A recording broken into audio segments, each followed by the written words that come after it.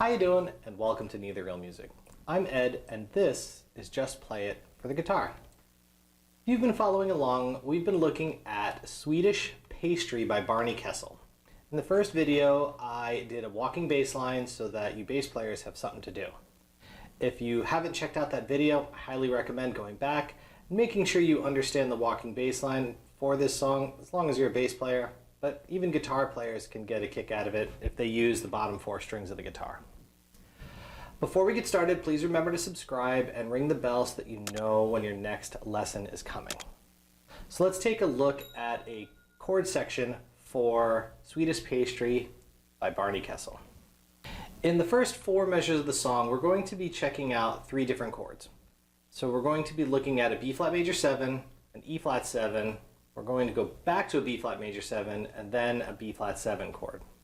Each one of these is going to happen on beat 1 of that measure, and for now we're just going to let them ring continuously through the measure. So our first chord, B flat major 7, is going to be in 3rd position.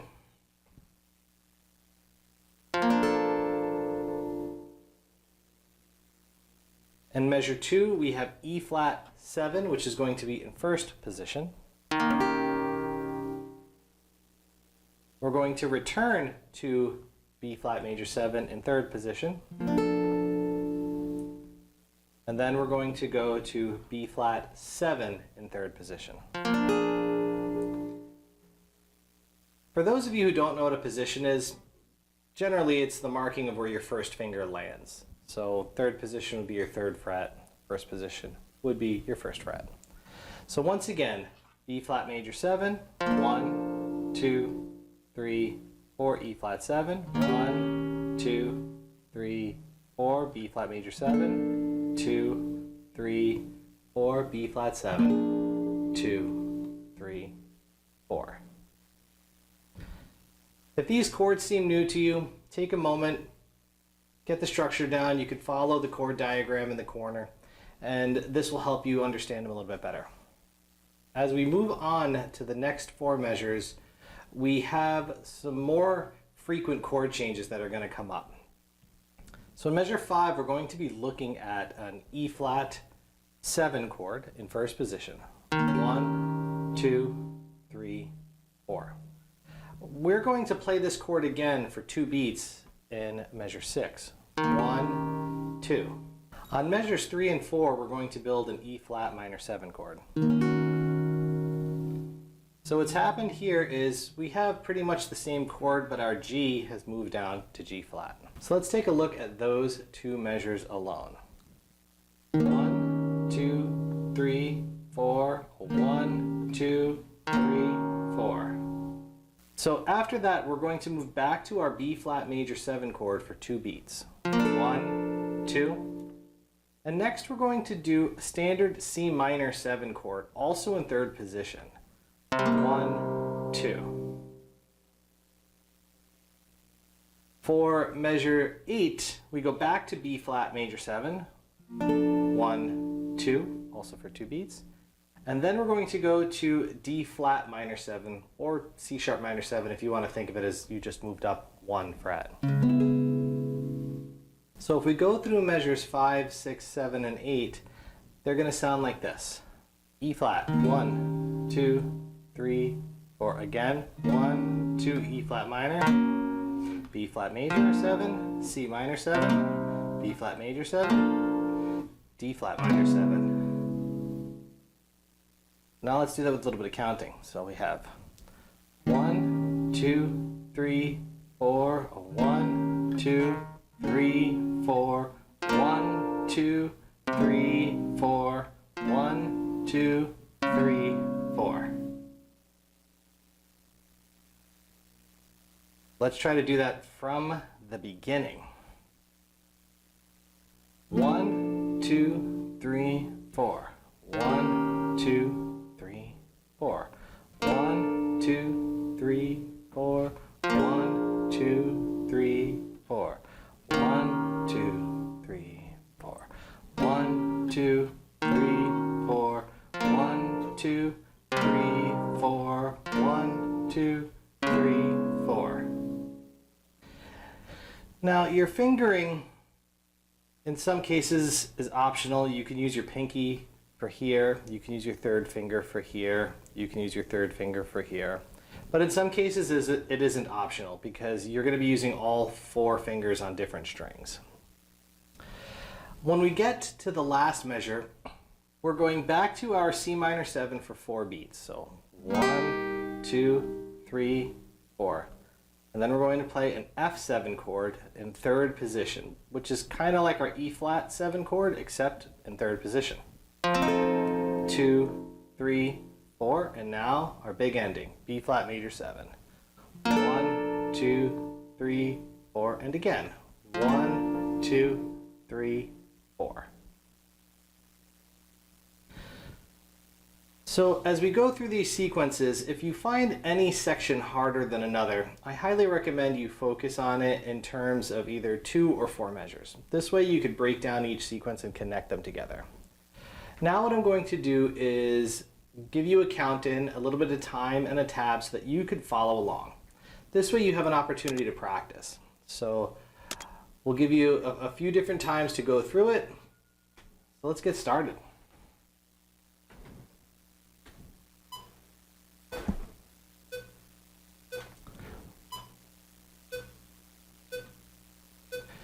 One, 2, 3, 4.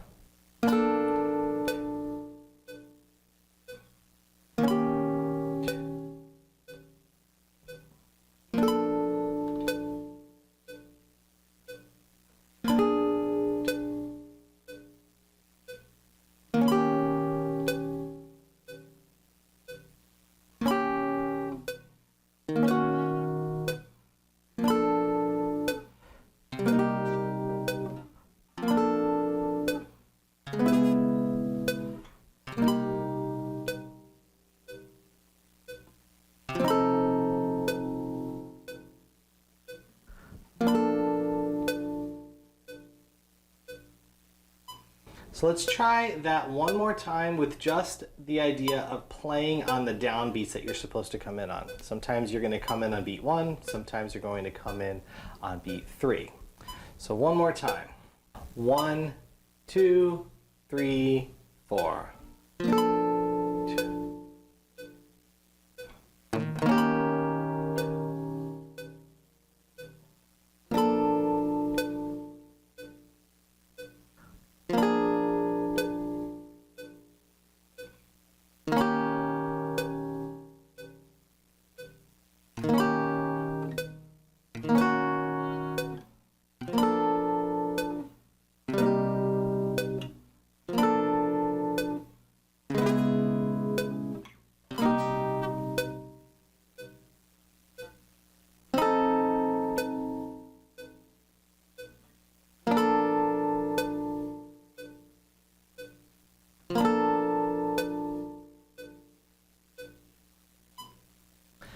So now what you can do is you could practice along with this idea along with the bass line that I've created. 1, 2, 3, 4.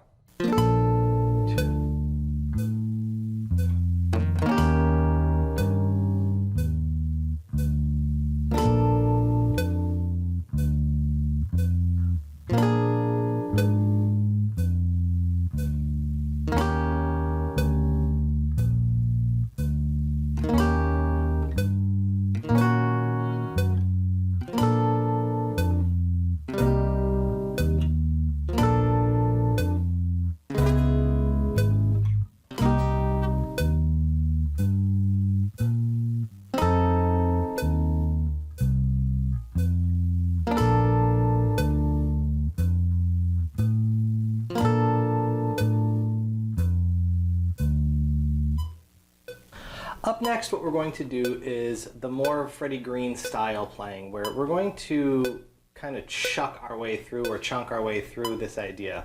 It's not going to be very fast. We're working on a speed of around 60 beats per minute. And I'm going to be playing downbeats on every single beat you come across. So some chords are going to get 4 strums, some might only get 2. So follow along as best as you can.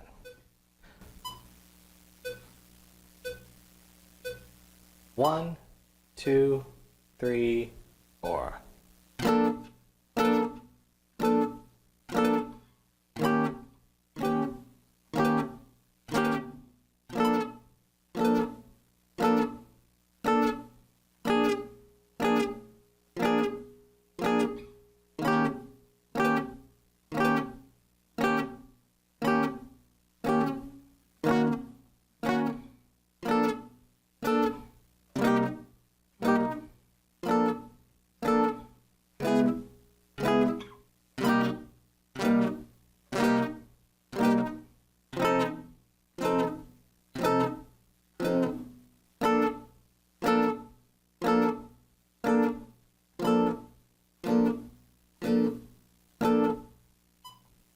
Now what we're going to do is that same idea, just with the walking bass line.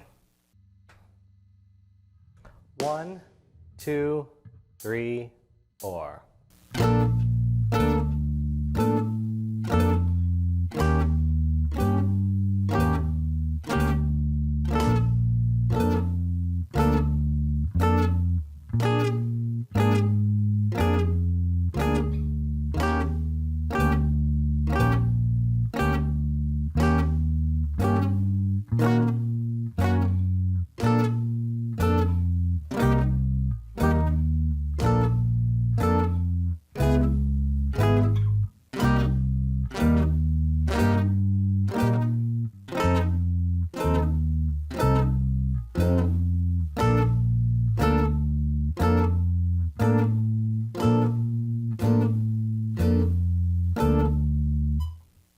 I really hope ideas like this are helping you become a better player.